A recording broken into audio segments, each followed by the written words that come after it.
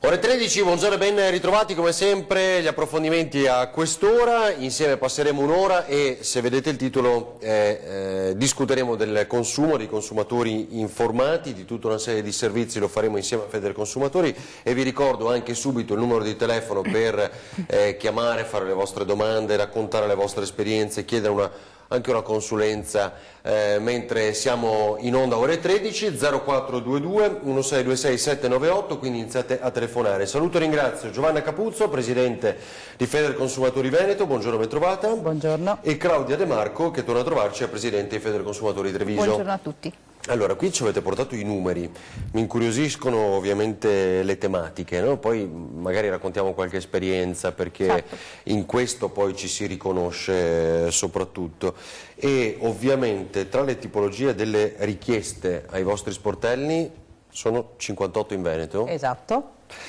Quindi c'è una presenza capillare, fondi di investimento, no, azioni, cioè vengono lì a domandare perché? Allora, come ben sapete, insomma, il periodo è un periodo caldo per quanto riguarda le situazioni degli ex azionisti, parliamo del Veneto, fondamentalmente delle... E quindi le banche, no? Banche. Ecco. Parliamo delle vecchie Popolari di Vicenza e Veneto Banca. E i nostri sportelli sono quotidianamente impegnati ad assistere, ad ascoltare, a volte anche a confortare le persone che purtroppo sono incappate, insomma, in questa grave situazione che adesso si trovano a vivere. È quella relativa ovviamente all'acquisto di azioni, che erano state fatte acquisti sia consapevoli che inconsapevoli, abbiamo poi scoperto nel tempo, e che adesso ovviamente hanno ridotto molte persone a una situazione di impoverimento notevole. Vero. Come ben sapete, perché penso ormai sia noto perché ne parlano tutti, c'è stato l'avvio di questa iniziativa del FIR, Fondo Indennizzo di Risparmiatori, che dà la possibilità a chi all'epoca aveva acquistato azioni di ottenere una percentuale di ristoro in relazione all'investimento che all'epoca avevano fatto. Criticità ne sono emerse tantissime con l'avvio di questa iniziativa. Noi ovviamente siamo quotidianamente impegnati sia ovviamente a dare l'assistenza e l'informazione alle persone interessate, ma anche a vigilare sul corretto funzionamento di questo portale attraverso il quale il singolo può fare... C'è il portale, no? Poi c'è tutta la documentazione da preparare, quella che era già stata preparata o presentata, quello... Esatto, parlando di documentazione tocchiamo un punto dolente. Ecco, c'è un consiglio che si sente di dare magari per qualcun altro che vi sta seguendo adesso? Allora, per tutte le persone ovviamente è fondamentale avere quanta più documentazione possibile. Fondamentalmente ci sono dei documenti che sono elementari, che sono quelli che sono necessari per istruire la pratica correttamente e per presentare l'istanza. La criticità che noi stiamo riscontrando è il reperimento della documentazione, perché ovviamente negli anni non tutti hanno o mantenuto, qualora avessero al tempo ricevuto la documentazione, o non hanno neanche mai ricevuto alcuna documentazione. Cosa vuol dire? Perché mi ha colpito questa cosa, cioè qualcuno può non avere la documentazione della proprietà di quelle azioni? Allora, il fatto è che la valutazione dell'indennizzo viene fatta sul valore di acquisto, quindi è fondamentale avere quel dato e quel documento che comprova la data, la quantità di azioni acquistate quanto valeva allora. Esatto, perché tutto viene parametrato esclusivamente su quello. E perché alcuni non... Vabbè, la posso aver persa a casa, chissà, ho cambiato casa, l'ha mangiata il cane, però voglio dire... Perché ad alcuni non può non essere stata consegnata? Allora, potrebbe essere che la banca per superficialità, per fretta, per qualsiasi motivo all'epoca non l'abbia effettivamente consegnata. Potrebbe anche essere, come ha detto lei giustamente, che negli anni una persona, non considerando che fosse un dato probabilmente importante per sé, essendo trascorsi magari in alcuni casi molti anni, l'abbia anche buttata via o dimenticata chissà dove. Il problema è che adesso noi le stiamo richiedendo alle banche depositanti di ottenere copia di quella documentazione e questo è il problema. No. Non è così facile reperirla. Allora, come ben lei sa, tra l'altro le banche, Veneto Banca e Popolare di Vicenza, ora non esistono più, c'è la liquidazione e gran parte, insomma, dei vecchi clienti sono transitati su un altro istituto. Altri addirittura hanno fatto scelte diverse e hanno scelto altri istituti che a loro volta non hanno mai avuto la possibilità di possedere questi documenti originali e che devono interfacciarsi con una banca, con delle banche in liquidazione o la banca principale che sta cercando di reperire in qualche modo la documentazione. Ma le persone interessate sono tantissime. Questi documenti negli anni ovviamente sono stati archiviati in varie parti d'Italia e quindi si sta cercando di reperire con quanta... Ecco, in assenza di questa documentazione cosa succede? Si rischia di vanificare la possibilità di non poter accedere al ristoro? Noi nell'eventualità in cui non sia possibile reperire la documentazione abbiamo avanzato molte proposte sia a Consap, che è di fatto la società che sta gestendo il portale, sia anche al governo attuale per fare ovviamente dei correttivi relativamente alla legge che ha istituito questo fondo. Il problema è che dal nostro punto di vista effettivamente, qualora il fondo effettivamente terminasse a febbraio così come è previsto attualmente dalla norma e le persone non avessero avuto la possibilità di ricevere la documentazione, dal nostro punto di vista però il singolo potrebbe essere in qualche modo tutelato laddove sia in grado di dimostrare di aver fatto qualsiasi azione possibile per reperirla. È chiaro che la responsabilità in questo caso dal nostro punto di vista andrebbe ribaltata verso chi non ha prodotto quanto richiesto. Allora vi ricordo 0422 9626 798, invece Claudia De Marco, quindi a Treviso ovviamente quello è l'argomento principe. Sì. No? Quindi diventa indispensabile, è quello che facciamo per tutte le persone che si rivolgono a noi, diventa indispensabile appunto l'invio di una richiesta formale di documentazione alla banca, sia a Intesa, che ha acquisito le due banche in liquidazione, sia ovviamente alle due banche in liquidazione stessa. Quindi quello è il primo passaggio obbligato per tutelarsi. Primo nella speranza appunto di avere questi documenti indispensabili poi per la richiesta di accesso al fondo e secondariamente per premunirsi da eventuali rigetti dell'istanza. Questo è il primo passaggio. Ovviamente noi facciamo continuamente appuntamenti, assemblee per informare le persone. Comunque i primi ristori sono partiti? No, ancora, diciamo no. ufficialmente? No, Cioè no. Il portale è aperto dal 22 di agosto, è possibile inserire le domande, ma ci sono stati... Ma anche lì c'è stata difficoltà all'inizio? Sì, tenga conto che dati della Consap ci dicono che ci sono state all'incirca 13.000 registrazioni, ma solo 2.000 richieste effettivamente arrivate a buon fine e soprattutto non ce ne sono più di nuove, cioè tutti si sono fermati perché c'erano problemi anche tecnici proprio sul sito di caricamento dei documenti, di incongruità all'interno del sito stesso, nei vari campi da riempire, fra quello che scrive il decreto e quello che c'è scritto sul sito della Consap, quindi i problemi sono numerosissimi. Quando vengono da noi e ci dicono ma il rimborso è automatico, noi purtroppo dobbiamo dirgli no, non c'è niente di automatico, anche perché comunque ci sarà il vaglio di una commissione.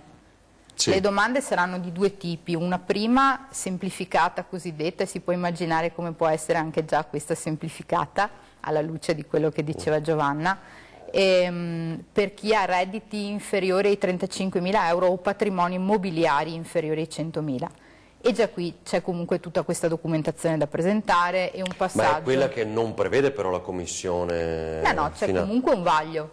C'è comunque un vaglio. Chi supera entrambi questi limiti, oltre a tutti questi documenti di cui abbiamo parlato, dovrà anche dimostrare la violazione massiva della normativa vigente.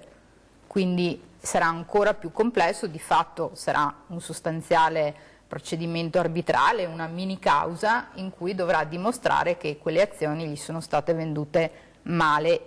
Questa è la differenza, no? Tra arbitrato o meno, mi ricordo la procedura è sempre via Consap, però sì, ce n'è una semplificata e una più quindi complessa. Quindi da agosto solo 13.000 persone in tutta Italia, perché poi di fatto comunque... 13.000 registrazioni, domande circa 2.000 ci ha detto Consap. A tutt'oggi? Sì.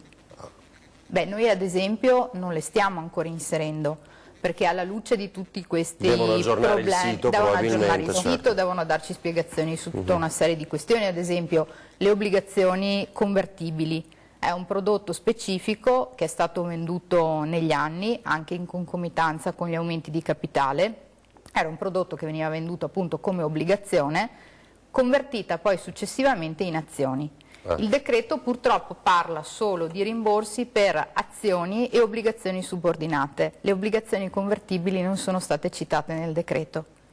Perché quindi... saranno una percentuale, una quota minore? No, sono tanti. Invece sono tanti. Ce ne sono tanti che ce le hanno, era un prodotto piuttosto diffuso. E l'intenzione è quella di includerlo o no? Sì. Nel decreto, sì, però devono sistemare, e questo tra l'altro non è un intervento solo tecnico di Consap, dovrebbe essere un intervento politico, fra virgolette, perché va a modificare il decreto stesso. Fondo, e va a modificare il fondo, quindi a includere evidentemente altre persone. Poi. È un prodotto assolutamente assimilabile agli obbligazionisti subordinati o agli azionisti, quindi non si capisce perché debba essere incluso. Questi obbligazioni convertibili avevano anche azioni o c'è qualcuno che aveva solo... È variegata, c'è chi ha solo azioni, chi ha azioni e obbligazioni convertibili poi diventate azioni, di fatto, e un altro caso molto diffuso è quello di chi ne ha acquistate e ne ha anche ereditate, e lì c'è un problema perché al momento dovrebbe presentare 2 domande diverse, una per quelle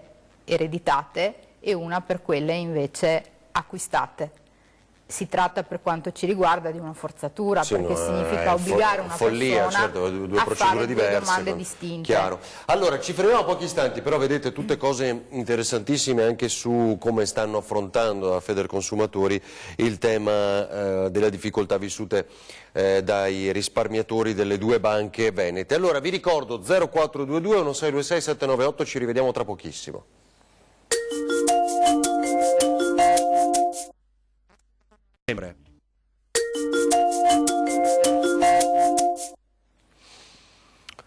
Allora, torniamo in diretta insieme alla CGIL Risponde, oggi abbiamo Federconsumatori e abbiamo discusso tutto nella prima parte, tutto il tema legato alle banche venete, Popolare di Vicenza e Veneto Banca, quindi se poi avete piacere o domande ci torniamo, ma altra cosa di cui molto si è parlato nelle settimane scorse è quella dei diamanti acquistati tramite gli istituti bancari, eccetera, eccetera, eccetera. Qui avete avuto telefonate, confronti con i cittadini? Sì, abbiamo assolutamente trattato anche il caso della vendita dei diamanti. I diamanti erano stati venduti attraverso molti istituti di credito spacciandoli per bene rifugio, ovvero un investimento sicuro per chi aveva degli importi insomma, da investire, e molti promotori hanno ben pensato, anziché effettivamente di proporre prodotti finanziari veri e propri, l'acquisto di diamanti. Diamanti, stiamo parlando ovviamente di diamanti, quelli che possiamo anche usare benissimo per gioielli o quant'altro.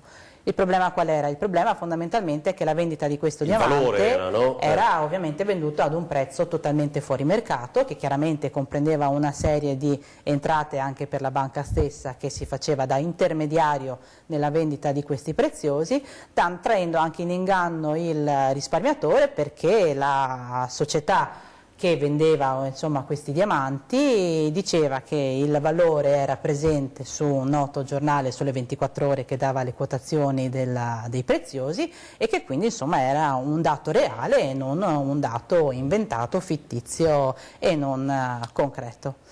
Sappiamo poi com'è andata adesso, però io lo trovo folle, cioè sotto gli occhi di tutti questa cosa qui, perché è pazzesco. Il problema però è che la follia e l'assurdità la si scopre sempre dopo. Certo. Nel momento stesso in cui ci si trova in mezzo, noi ci rendiamo conto che le persone purtroppo, per anche il fattore di fiducia che molto spesso lega il, chiamiamolo truffato, al proprio promotore finanziario o comunque al rapporto che ha con la banca, lo spinge ovviamente anche ad abbassare i livelli di difesa e affidarsi quasi ciecamente ai consigli di persone che alla fin fine insomma consigli buoni non hanno mai dato, un motivo per il quale noi comunque consigliamo sempre, anche ovviamente nell'attività che facciamo di informazione e formazione, di avere sempre attenzione, di avere questa specie di ABC sempre nella testa, attenzione, buon senso e comunque conoscenza, che poi porta a un'azione di consapevolezza. No? Io mi devo affidare per forza a qualcuno, così come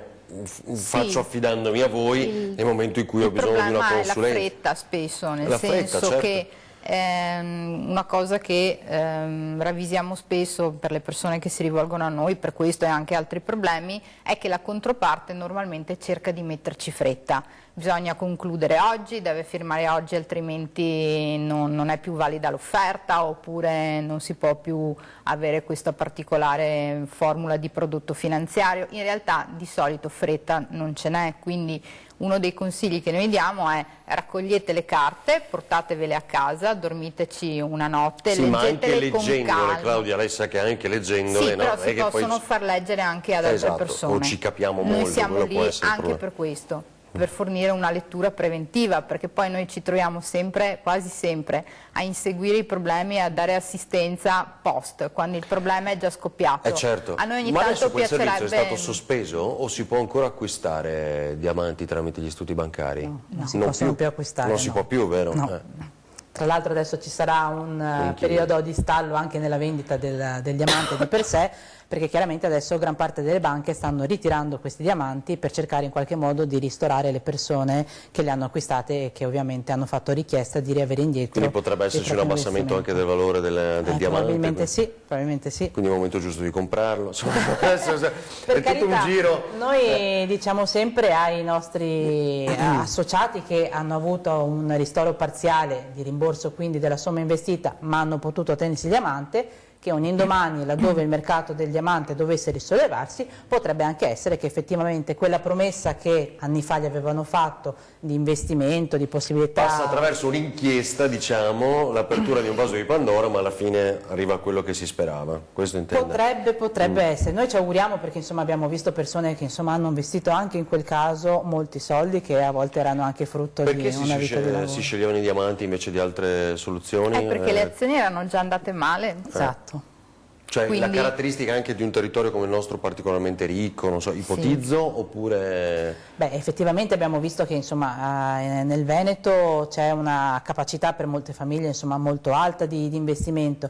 È chiaro che piuttosto di tenersi la liquidità così pura all'interno di un conto corrente, i consigli che venivano fatti dai promotori erano quelli insomma, di metterli in prodotti chiamati per loro sicuri, ma di fatto è un bene come un altro, non è un prodotto finanziario il diamante. Poi si è scoperto dopo ed è chiaro che le persone che sono incappate in questo problema non avevano assolutamente valutato che concretamente si parlava di una pietra e non di altro, come generalmente insomma, intendiamo noi un'azione, un'obbligazione, un fondo pensione.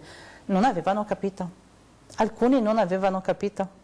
Cioè credevano si stesse investendo nel mercato azionario? Credevano che comunque fosse un investimento, una possibilità... Cioè non che mi dessero fisicamente, che poi venivano tenuti ovviamente dalla banca, immagino in una cassetta di sicurezza, mio nome. No, qualcuno li teneva anche a casa, qualcuno li ha lasciati addirittura in deposito presso la società che li aveva venduti, motivo per il quale adesso non ce li hanno neanche.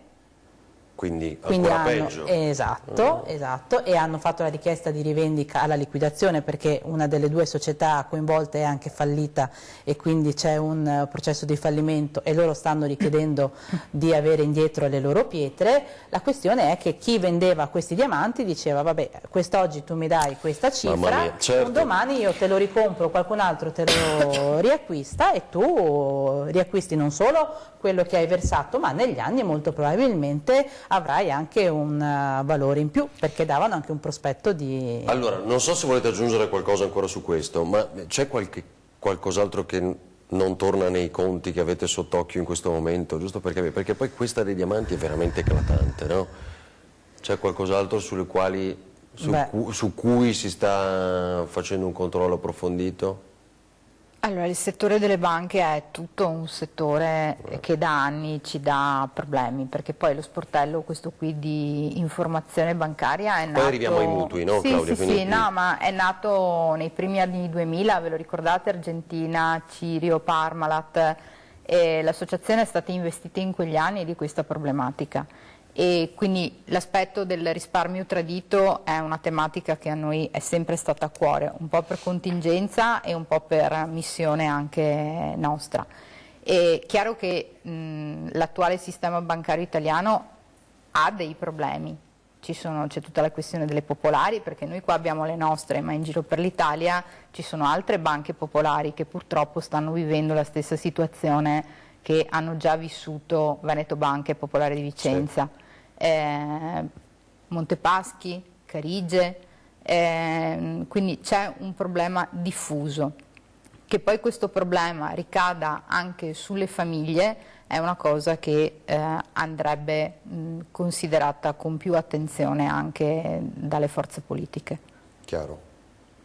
Con interventi, con controlli, con garanzie, sì. È chiaro, Sì. poi però una delle osservazioni era se fallisce diciamo, un istituto, un'azienda privata, perché deve intervenire lo Stato dando dei soldi alle persone, no? Perché questo è uno dei tanti temi, ricorderete, di cui si è parlato negli ultimi 3-4 anni. Allora, ancora pubblicità, ci fermiamo un minuto e poi arriviamo al tema mutui e altre richieste. Vi aspettiamo.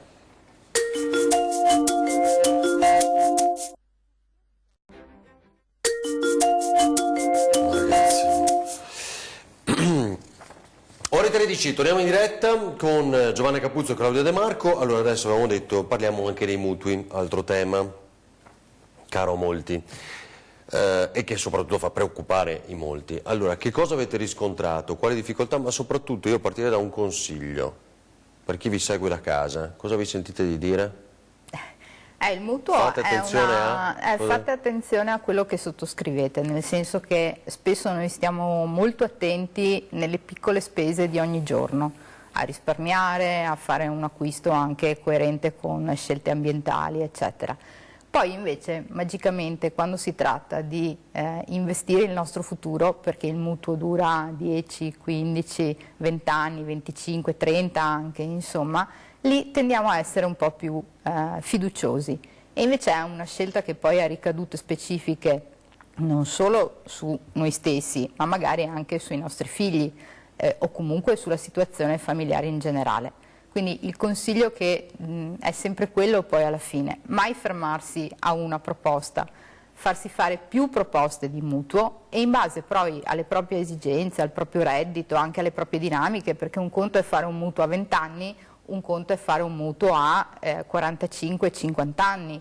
La nostra prospettiva di vita, le nostre necessità sono diverse e quindi anche questo va calibrato nelle nostre scelte di vita. Allora, però secondo me c'è qualcosa tra le righe, che cosa vuole dire? Cioè, a cosa dobbiamo stare attenti? Beh, intanto quello che ci chiedono più spesso è: ma conviene il tasso fisso o il tasso variabile? Vabbè, certo, ma quello... Non c'è una risposta, no, dipende dalla propria situazione. Ripeto, dipende a che età lo si fa, quanto lungo è, quali sono le nostre reali possibilità economiche.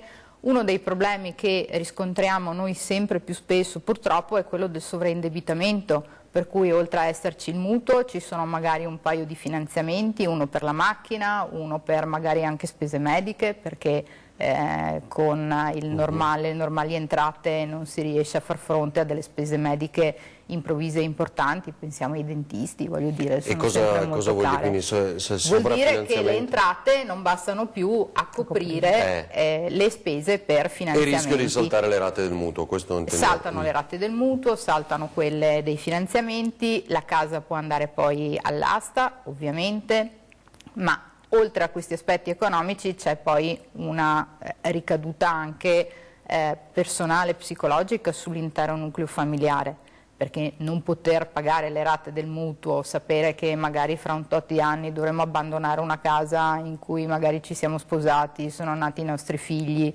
ci sono anche delle profonde motivazioni. Abbiamo letto anche in questi giorni una storia simile, no? Purtroppo, di un imprenditore.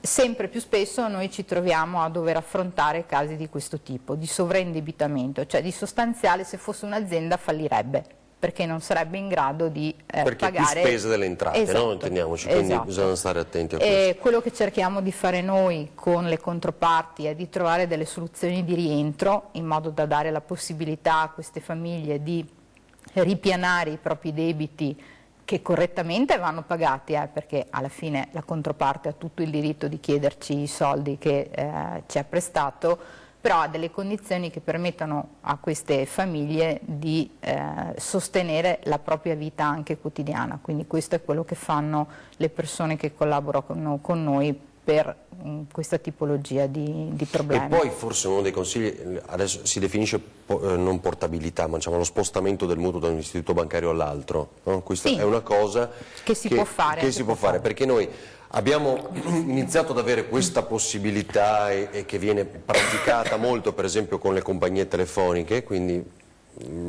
ci spostiamo sì, da... non è proprio come la compagnia telefonica. Adesso già la facevo semplice, ovvio. Però cambiamo sì, compagnia telefonica non è perché un obbligo seguiamo per la magari banca, l'offerta. È una possibilità, non è un diritto. Cioè la portabilità del mutuo io posso chiederla, ma non è un mio diritto, non è me la possono obbligo. dare di diritto. Possono rifiutarla. Cioè le Chi altre può rifiutarla? La banca a cui lo chiedo. Quella nuova, diciamo, a cui lo chiedo. Esattamente. E succede. E succede. Può succedere. Allora, sentiamo la telefonata da casa, poi torniamo su questo che è interessante. Pronto? Buongiorno. Pronto, buongiorno. Buongiorno. Buongiorno signora, prego. Sì, sono Iliana Pinzi di Somma Campagna, provincia di Verona. Prego signora. Sì, guardi, io sono in pensione da 2 anni e niente, quest'anno a luglio non ho avuto la 14ª, cosa devo fare? Signora, allora, questo non è tema di giornata, ma credo che sia...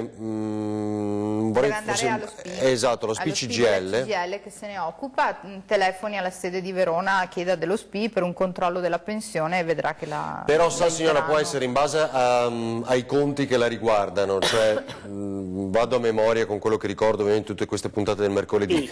Però se ha superato una certa soglia a quel punto non c'è più, ha avuto dei cambi, degli introiti maggiori, qualsiasi altro... No, guardi, io sono vedova e pago anche un affitto piuttosto altino e niente, altre entrate non ne ho, per cui percepisco un assegno di... all'inizio era 9,90, adesso me l'hanno messo a 9,75. Perché cerco di mettermi lì in contatto con l'INPS e non mi risponde mai nessuno. No, ma lasci stare, guardi. No, vada allo SPI della CGIL. Allora, SPI CGIL, cioè il sindacato diciamo, è la parte che segue i pensionati della CGIL, a Somma Campagna, quindi immagino comunque Verona. C'è, se ha questa possibilità signora lo faccia perché loro le danno una risposta su questo. Potrebbe essere che da profano, insomma io le abbia detto la cosa giusta, però vorrei che lo verificasse ovviamente con le persone deputate, va bene? Bene, la ringrazio tanto. Grazie a lei, buongiorno. Buongiorno. Giusto, perché io ricordo che c'è la soglia e quindi sì, no, siccome la 14ª... Noi proprio non ce ne occupiamo, siamo di fianco, di ufficio, quindi insomma a forza di sentire, però il consiglio è di andare da chi se ne occupa. Ecco, perché... Esatto. Allora, quindi intanto questa cosa che non è... l'istituto bancario non è un diritto. Esatto, cioè sposto il mutuo da questo dall'istituto A dove ero prima, lo voglio cambiare al B, sperando ovviamente di avere una condizione migliorativa. Beh, certo. E è una possibilità. La banca B può dirmi no, non lo prendiamo, continui a pagare di là. Sì, perché le valutazioni che fanno gli istituti ovviamente sono diversi e quindi non tutti applicano le stesse condizioni e non tutti richiedono alle persone che ne fanno richiesta di avere le stesse identiche caratteristiche. Quindi le valutazioni soggettive che spettano a ogni istituto possono ovviamente variare e la conseguenza è che non sempre una persona sia ritenuta, tra virgolette, meritevole da un istituto di avere una concessione di un finanziamento piuttosto che un altro istituto. Oppure i mutui sono in fase finale, quindi gli interessi sono già stati tutti pagati e quindi normalmente i mutui vengono strutturati che all'inizio si pagano tanti interessi e poco capitale, verso la fine invece più capitale. È chiaro che il guadagno della banca è nella prima fase più che nella seconda e quindi un istituto subentrante potrebbe anche valutare che economicamente non gli conviene. E sulla garanzia posso chiedervi una cosa, cioè se c'è un mutuo che ha una garanzia diciamo di un'altra persona, cambiare quella persona che ha garanzia non si può fare, non lo fanno più, vero? No. Perché ti dicono devi estinguere il mutuo. Esatto, e il garante rimane come tale fin tanto che non viene estinto il prestito. Per uno dei casi che abbiamo affrontato anche in questi giorni. Beh, altro che possiamo dire sui mutui? Attenzione alle garanzie perché anche lì tanti non sanno, cioè firmano, capita anche questo abbastanza spesso. Firmano così perché hanno a cuore la persona che gli chiede la firma, e però quindi, non sanno che questo inficia che mutui magari che possono riguardarti, certo, no? perché se questa persona non paga più, subentra il garante nei pagamenti, e non è che poi ci si possa tirare indietro, purtroppo, nemmeno se nel frattempo i rapporti si sono rotti con questa persona. Caspita, questa... E certo. succede. Certo, Succede. anche se sono parenti. Sì, sì, no? sì. Quindi... Sì. E quindi cosa possiamo suggerire a un garante? E di fare Di prestare anche lui altrettanta attenzione a quello che il parente, l'amico o quant'altro gli chiede di Mi sottoscrivere. fa firmare. Sì. Perché è responsabile allo stesso modo. Allo stesso modo. In caso di mancato pagamento da parte Cioè del... prima che vada, scusate, lo chiedo, prima che vada all'asta, no? O che Chiedono ci al sia- garante. Chiedono al garante. Sì, di- Sì. Vabbè, insomma, questi sono Quindi le passaggi. ricadute anche lì possono essere pesanti. Certo. Allora, prima di andare in pubblicità, l'ultima parte di cosa parliamo? Conti correnti, Potremmo parlare dei fondi e i immobiliari. fondi immobiliari delle poste, perché è un altro tema di cui si è Altra discusso forma di molto. investimento. Allora, ultima pubblicità e poi ci rivediamo insieme tra pochissimo.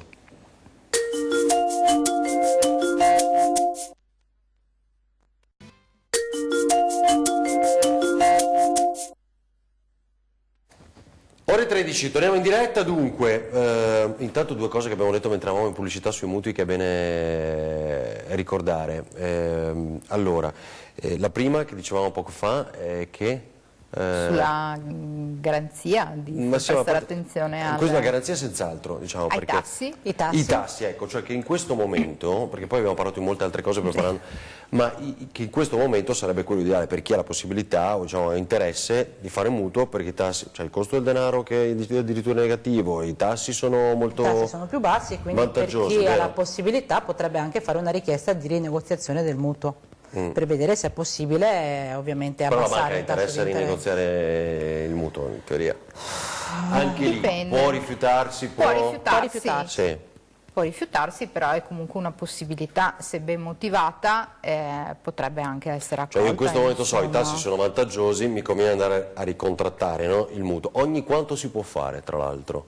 Non No, c'è un limite? No, cioè non ci paradossalmente lo sono. potrei rifare anche tra qualche mese. Allora, ci sono però delle banche che ti pongono dei limiti, Esatto. perché una delle condizioni è effettivamente quella di venire incontro al risparmiatore, rinegoziare, ma ovviamente porgli la possibilità di non poterlo fare entro un brevissimo lasso di tempo, altrimenti Certo, ovviamente... ovvio. Allora, Ci sono anche dei mutui che nascono così, Esatto. cioè nascono o a tasso fisso o a tasso variabile, con possibilità di rinegoziazione del tasso a intervalli intermedi rispetto alla durata totale del mutuo, e quindi io so che ogni tot posso decidere se trasformarlo da fisso a variabile o viceversa, in relazione anche alle mie vicende personali o a come sta andando il chiaro. mercato in quel momento. Sentiamo la telefonata, però avete capito, questo è il momento per andare a rinegoziare il mutuo, questo lo possiamo dire perché sono tassi vantaggiosi. Sentiamo la telefonata, pronto?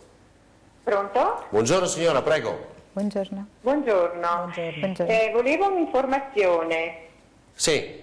È vero che la banca non ti dà un prestito per una ristrutturazione se la prima casa l'ho ricevuta in donazione? Potrebbe essere, perché la donazione può essere contestata Sì, per 20 20 mi dopo pare, la no? morte del donante, quindi potrebbe essere, sì. Cioè la donazione signora è sempre una cosa molto delicata. Questa casa è stata donata quanto tempo fa? 5 anni fa. 5 anni fa. E quindi lei ha chiesto diciamo, dei soldini o la possibilità magari di avere un aiuto dall'istituto bancario per ristrutturarla? Sì, sì, però fanno difficoltà. Potrebbe essere questa la motivazione, quella che le abbiamo appena detto, perché la donazione può essere contestata da un fratello, da qualcun altro della famiglia, adesso bisognerebbe vedere il caso specifico, però la motivazione della banca potrebbe essere questa, ecco. E se si rivolgesse a un altro istituto? Va bene. Potrebbe, sì, sicuramente può farlo, potrebbe essere che l'altro istituto non ponga problemi, potrebbe anche essere che anche il secondo istituto abbia lo stesso tipo di... Cioè signora, non è una cosa commerciale. così strana, capito? Perché purtroppo quando si tratta di donazione è sempre delicato, però provi magari a rivolgersi a un altro istituto bancario. Va bene, va bene. Grazie. Grazie a lei, buona giornata. Grazie. Buongiorno, in effetti anche questo è un tema interessante. Fondi immobiliari delle poste, cosa succede, che cosa bisogna fare? Allora, è stata un'altra forma di investimento, ci sono appunto di queste due tipologie di fondi immobiliari che in questi ultimi anni sono andati a scadere, di fatto l'interessato versava una quota non tanto alta e investiva appunto su questo fondo. Di per sé il fondo aveva la funzione di vendere, di dismettere degli immobili di proprietà delle poste, ovviamente dal ricavato delle vendite poteva far sì che l'investitore del fondo immobiliare potesse ricevere indietro, oltre all'investimento iniziale effettuato, una piccola somma, insomma, in relazione all'investimento che aveva fatto. Il problema è la società che gestiva questa vendita è fallita, gli immobili sono dovuti essere venduti a prezzi di mercato molto più bassi e quindi anche la vendita dell'immobile ha fatto sì che le entrate comunque non andassero a soddisfare nemmeno il risarcimento delle somme investite inizialmente. Motivo per il quale, essendoci ovviamente Poste in mezzo perché gli immobili erano di sua proprietà, Poste ha deciso, in accordo con le associazioni dei consumatori, di farsi promotore di un'iniziativa che vada a ristorare integralmente la somma investita inizialmente dal risparmiatore. Integralmente? Sì. Vabbè, questo però... In relazione però positivo. anche lì ci sono dei parametri di Esatto, reddito, di che reddito. bisogna avere, c'è un protocollo di conciliazione, Cioè, come diceva. Cosa vuol dire? Cosa Allora, ci sono due intendiamo tipi per parametri? di parametro, c'è un parametro fondamentalmente anche di età, quindi chi ha una determinata età, mi sembra che siano gli 80 anni, potrà avere in liquidità immediata la somma che ha versato, al netto delle eventuali cedole che dovesse Magari aver più percepito. giovani ce l'hanno nell'arco rateizzata? Dovranno quella somma là investirla in una specie di fondo che però gli darà alla fine di 5 anni la restituzione della somma, quindi non li vedranno nell'immediatezza ma li vedranno tra 5 anni. Vabbè, questa è un'attenzione anche in particolar modo per i più anziani, anche se chiaramente va a gravare sui più giovani, no? Però vabbè, nell'arco di qualche anno, se sono 5 al massimo? Sì, però tenga presente che chi ha investito in questi fondi abbiamo visto che l'età media comunque È era alta, abbastanza vero? E quindi avanzata, devono ristornare moltissimi da subito. Altro che possiamo dire su questo? Bah, sul settore bancario volendo No, perché invece io ho una curiosità sui fondi pensione, diciamo, chi accantona con le poste ogni mese magari ha fatto questa scelta, quella è buona? Ci sono consigli? Beh, sulla bontà attualmente non possiamo esprimerci in merito. Gli istituti, ma che... Vabbè, sì, devo dire che col senno di poi, insomma, con tutto quello che è successo, l'attenzione deve essere sempre molto alta e tra l'altro il rischio è che nel momento stesso in cui il caso dell'anno va in qualche modo scemando, anche l'attenzione del risparmiatore purtroppo scema con quindi il passaggio. esplode il caso, massima attenzione. Sì. E dopo passa il tempo e anche lo stesso consumatore abbiamo visto che quindi non quello coinvolto magari ma le dico che in termini generali non sta più attento. Quando esplode il caso, effettivamente l'attenzione mediatica comunque della società è molto puntata su stare attenti, insomma, a quanto gli succede attorno. Quando il problema in qualche modo si risolve o comunque ci se lo dimentica, devo dire che abbiamo constatato che l'attenzione va calando, motivo per il quale noi in questo caso, cogliendo l'occasione che stiamo parlando di questioni bancarie, stiamo intraprendendo attività di informazione e formazione rivolta alla cittadinanza in modo tale da poter fornire Cioè fate incontri pubblici? Facciamo incontri pubblici, esatto, questo, aperti alla cittadinanza su quella che chiamiamo educazione finanziaria o alfabetizzazione finanziaria. Chiaramente non vogliamo essere noi fautori di, insomma, fornire quelle indicazioni per cui poi la persona sia in grado di fare qualsiasi tipo di investimento o quant'altro, però riteniamo che sia fondamentale per il singolo avere le nozioni basilari, insomma, per poter comprendere innanzitutto la distinzione tra i vari prodotti che una banca o comunque un promotore può sottoporre alla sua attenzione, e più che altro porre l'accento sulla necessità per qualsiasi persona che decide in qualche modo di risparmiare, investire o quant'altro, di valutare la propria situazione soggettiva, quindi la capacità di entrate e di spesa, e di comprendere quali possono essere le sue prospettive e i suoi sogni anche futuri, perché tutto deve essere ovviamente parametrato anche in una visione molto più in là con gli anni, per potersi garantire ovviamente uno stile di vita adeguato e normale, certo, che non lo metta ovviamente in difficoltà lui e i suoi cari. Claudia, cosa vi chiedono a questi incontri? Questi pubblici, un po' quello che ci siamo detti oggi, questi sono gli argomenti principali. Poi l'altra domanda tipica, ma allora dove devo investire? Ecco, noi non facciamo consulenza finanziaria, non è quello il nostro compito. Oppure quale banca mi conviene? Esatto. Certo, sono cose che... Non lo facciamo per le compagnie che forniscono servizi di telefonia, figuriamoci se possiamo farlo per queste questioni. Quindi, ecco, lì però c'è stato un successo importante per i consumatori, no? Nei mesi scorsi, che è la famosa fatturazione a 4 settimane. Finché non vedo i rimborsi in bolletta e questo è vero, perché in teoria dovrebbero chiamarci e dirci ma se non ti do i soldini ma ti faccio un'offerta migliorativa. No, in teoria dovrebbero in bolletta restituire quanto hanno introitato nel tempo. Ecco, a proposito, devo fare nulla qui, cosa devo fare? Niente, aspetta. Allora, in teoria... perché quando la fatturazione passò a 4 settimane, insomma dai, avevamo capito tutti che non andava bene, no? Sì. Però poi l'hanno fatto anche tutte le altre compagnie, quindi esatto. Ora questa cosa è stato sentenziato che non si poteva fare, no? Quindi il rimborso sarà automatico, sì, in ci sono teoria. anche dei ricorsi che le compagnie hanno perso, e quindi adesso dovrebbero essere costrette a rimborsare in automatico quello che negli anni precedenti hanno richiesto. Quanto ci mettono? Il problema è che ad oggi nessuno ha provveduto in tal senso, anzi ci sono state alcune compagnie che hanno proposto, insomma, delle misure alternative, esatto, che in qualche modo, secondo il loro punto di vista, andavano a ristorare l'utente della perdita economica che aveva effettuato, ma di per sé non danno assolutamente seguito. Come faccio a contare quanto mi dovrebbe la compagnia telefonica? Questo bisogna ovviamente prendere le fatture degli anni precedenti, del periodo precedente in cui c'era stata la fatturazione a 4 settimane, e fare dei conti, calcolatrice alla mano, per vedere quanto effettivamente è stato dato in più.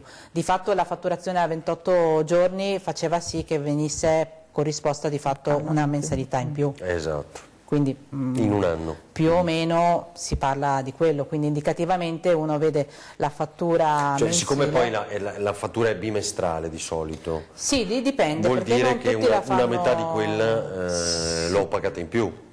Sì, guarda, alla fine facendo i conti alla mano è un mese in più, si è pagato un mese in più, esatto. Quindi un voto per pieno, insomma, indicativamente quello verrà ridato. E quanto durò la fatturazione a 4 settimane? 2 anni? Durò ricorsi? O forse anche di più, però... No, sì, indicativamente sì. Sì. Però di fatto la media perlomeno della telefonia fissa ha un costo sui 35 al massimo 40 euro. Più o meno la cifra che dovrebbe arrivare sarebbe comunque al di sotto dei 100 euro. Dopo dipende ovviamente dal tipo di servizi che ogni persona aveva attivato. Però indicativamente la media sarà quella. Però anche questo è stato un caso molto interessante. Claudia, cosa aggiungiamo? Rispetto alle banche, l'unico altro suggerimento che noi diamo è quello della diversificazione, perché quello è un concetto generale negli investimenti, mai investire tutto nello stesso prodotto, anche se è il migliore del mondo, perché potrebbe sempre capitare qualcosa. Quindi, e infatti è uno dei problemi che abbiamo visto poi per la questione delle azioni, perché poi i casi più complicati anche da un punto di vista umano sono quelli dove magari è stato investito tutto il TRFR, tutti i risparmi di una vita solo in quello, e quello non va bene, a parte che è contronormativa. quindi in teoria non dovrebbero sempre nemmeno, presentarti esatto, un pannello non dovrebbe nemmeno essere possibile. Variabili. Lo è stato, però è anche responsabilità nostra un po' fare attenzione a questi aspetti che poi hanno un impatto fortissimo sulla nostra vita. Questo senz'altro. Va bene, non abbiamo detto invece delle truffe, che sono una cosa classica per cui vi contattiamo di solito. Sì, esatto. Ci sono truffe su vari settori. A me vengono sempre in mente quelle al telefono. Fondamentalmente sono quelle più semplici. Ma è vero, allora, perché qualche settimana fa ne avevamo parlato 20-10 con un vostro collega e ci ha detto non abbiamo mai avuto la prova reale che quando ti chiamano, se tu non stai attento e dici la parola sì, la potrebbero utilizzare in maniera inappropriata, diciamo così. Allora, noi abbiamo avuto la fortuna, se così si può dire, di verificare che ci sono state effettivamente, chiamiamole, delle manipolazioni su alcune registrazioni che sono state fatte. Allora, premettiamo che comunque il problema fondamentale è che la registrazione telefonica non avviene nell'arco di tutta la telefonata, ma solamente in una fase specifica, che è quella nella quale si vanno a richiedere i dati fondamentali per attivare il contratto. Tutto quello che generalmente c'è stato tra l'operatore e l'utente prima di questa fase principale, dove di solito vengono effettivamente esplicitati i costi del servizio, non è registrata, ovvero non viene poi prodotta neanche laddove venga richiesto. Quindi c'è una telefonata che può durare 10 minuti, di questi 10 minuti solo, diciamo, 1 minuto, 2 minuti al massimo sono quelli effettivi, che sono quelli relativi al contratto. A noi è successo, proprio perché stavamo contestando un'attivazione di un servizio non richiesto, di chiedere che ci producessero la registrazione telefonica. E lo hanno fatto? Sì, e ci sono stati 2 casi abbastanza, diciamo, eclatanti, in cui un caso, che ovviamente poi è stato oggetto anche di denuncia, dove c'era la registrazione dell'utente la cui voce non era assolutamente la sua. Cioè aveva un sosia, diciamo, ma neanche un sosia, non perché non era proprio lui, un doppiatore. Non era proprio lui, però i dati della registrazione erano quelli relativi al signore. Quindi il signor Mario Rossi, nato in, diceva di essere me invece il signor Mario Rossi, pazzesco. Esatto. Mentre un'altra registrazione, su quella effettivamente non abbiamo poi proceduto con la denuncia perché c'erano dei margini, sarebbe stato necessario fare una perizia effettiva sulla registrazione, però ascoltandola con attenzione c'erano insomma delle fasi in cui si captava dei tagli o comunque non era una conversazione sicuramente fluida. Non era una conversazione normale, che l'audio era stato era probabile che ci fossero stati dei tagli. Vabbè, insomma, siamo il paese in cui Totò vendeva la fontana di Trevi. Assolutamente. Vabbè, no, quindi, però bisogna fare grande attenzione. Grazie davvero allora a Giovanna Capuzzo, Presidente di Federconsumatori Veneto, e Claudia De Marco, Presidente di Federconsumatori a Treviso. Grazie a voi. A voi per averci seguito, ci rivediamo con i telegiornali a partire dalle 18:30, poi questa sera 20:10 e in prima serata, oggi 9 ottobre, i nostri documentari che ricordano il dramma del Vajont. Grazie, buona giornata.